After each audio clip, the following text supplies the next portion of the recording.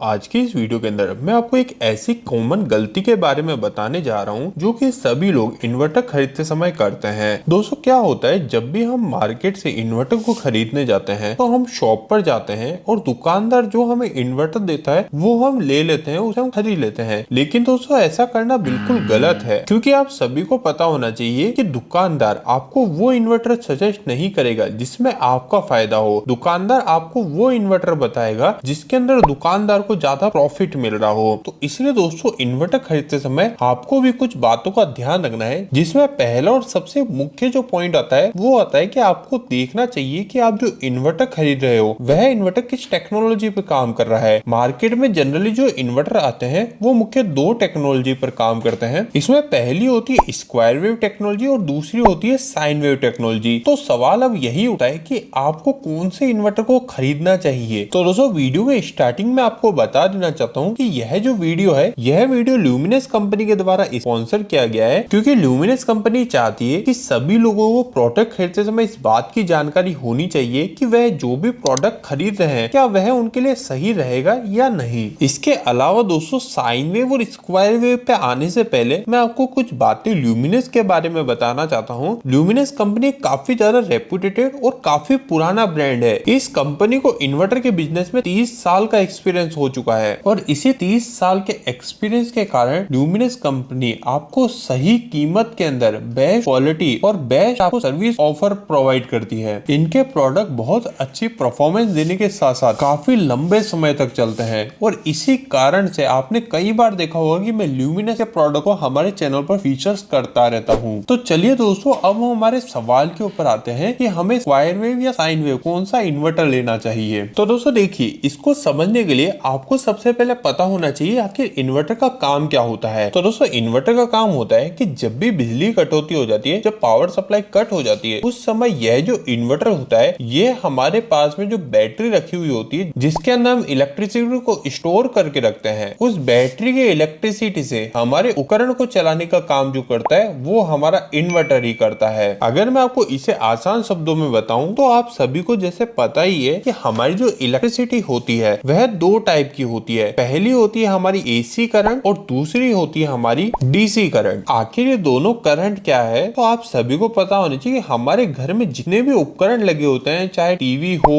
Fridge हो, AC हो, हमारा मिक्सर ग्राइंडर हो, वॉशिंग मशीन, सभी जो भी उपकरण है यह सभी हमारे एसी करंट पर चलते हैं और हमारी जो पावर ग्रिड से हमें जो सप्लाई मिलती है वह भी हमारी एसी करंट ही होती है। तो इसीलिए हम डायरेक्ट जो भी हमारे पावर ग्रिड से सप्लाई आती है उसको हमारे उपकरण को देकर हमारे उपकरण को चला लेते हैं। लेकिन दोस्तों हमारी जो बैटरी होती है जिसके अंदर हमारी इलेक्ट्रिसिटी को स्टोर करते हैं ताकि जब कभी पावर कट हो जाए तो हम उस बैटरी की इलेक्ट्रिसिटी को उपयोग करके हमारे उपकरण को चला ले। तो दोस्तों वो जो इलेक्ट्रिसिटी को हम बैटरी के अंदर स्टोर करते हैं वह एसी इलेक्ट्रिसिटी नहीं होती है, वह हमारा एसी करंट नहीं होता, वो होता है हमारा डीसी करंट। तो इसलिए आपको पता होना चाहिए कि हम डायरेक्ट हमारी बैटरी से हमारे घर में लगे उपकरण को नहीं चला सकते, क्योंकि हमारे घर में जो उपकरण लगे हुए हैं वो हमारे चलते हैं एसी करंट से। तो अब हमें क्या करना होगा, हमें यही करना होगा कि हमारी जो बैटरी है इस बैटरी के अंदर जो करंट है, जो डीसी करंट स्टोर है, उसे हम हमारे एसी करंट में बदल दें और उस एसी करंट में बदलकर हम हमारे घर के उपकरण को चला लें। तो दोस्तों यही काम हमारी डीसी करंट को एसी करंट में बदलने का जो करता है वह हमारा करता है इन्वर्टर। तो इसीलिए हम हमारे घरों में इन्वर्टर को लगाते हैं ताकि हमारी बैटरी के अंदर जो स्टोर डीसी एनर्जी है उसको यह एसी करंट में बदलकर हमारे उपकरण को चला सके। तो दोस्तों अब आपने यह तो जान लिया कि आखिरकार इन्वर्टर का काम क्या होता है। अब अगला सवाल आता है कि हमारे पास में जो इन्वर्टर आते हैं वो इन्वर्टर अलग अलग टेक्नोलॉजी पर काम करते हैं। कुछ इन्वर्टर होते हैं स्क्वायर वेव टेक्नोलॉजी, कुछ होते हैं हमारे साइन वेव टेक्नोलॉजी। तो आखिर इन दोनों में क्या सही है। तो अगर मैं आपको ज्यादा घुमा के नहीं डायरेक्ट सिंपल सी लाइन में आंसर दूं तो जो स्क्वायर वेव टेक्नोलॉजी है ना ये हमारी पुरानी टेक्नोलॉजी हो चुकी है, लेकिन जो साइन वेव टेक्नोलॉजी है ये हमारी नई लेटेस्ट टेक्नोलॉजी है। तो इसी वजह से आप सभी को यही प्रेफर करना चाहिए कि हमें साइन वेव टेक्नोलॉजी के इन्वर्टर को ही घर में लगाना चाहिए। लेकिन अगर आप सभी इंटरेस्टेड है कि आखिरकार स्क्वायर वेव टेक्नोलॉजी क्या है, साइन वेव टेक्नोलॉजी क्या, इन दोनों में क्या अंतर है, तो इसे भी हम थोड़ा अच्छे से समझ लेते हैं। तो दोस्तों देखिए, जैसा कि मैंने आपको बताया था कि आखिरकार इन्वर्टर का काम क्या होता है, यह इन्वर्टर हमारे डीसी करंट को एसी करंट में बदलता है। तो दोस्तों अब ये जो एसी करंट हमारा इन्वर्टर बदल के हमें दे रहा है, ये एसी करंट कितनी प्योर है, मतलब कि हमारी जो पावर ग्रिड से सप्लाई मिलती है हमें, जो कि एसी करंट होता है, क्या हमारा ये इन्वर्टर भी सेम वैसे ही एसी करंट हमें कन्वर्ट करके देता है या फिर नहीं देता। तो दोस्तों इस जगह ही आपको ध्यान रखना है कि हमारा जो स्क्वायर वेव इन्वर्टर होता है ना, यह हमको जो एसी करंट कन्वर्ट करके देता है, डीसी करंट से जो एसी करंट बना के देता है, वह हमारा प्योर नहीं होता है, मतलब कि सेम वह पावर ग्रिड जैसा एसी करंट नहीं होता। अब अगर हम हमारे उपकरण को प्योर एसी करंट नहीं देंगे तो इसके कारण क्या होगा, तो इसके कारण कुछ समस्या आती है। इसमें पहली समस्या होती है कि हमारे जो उपकरण होते हैं उस उपकरण में से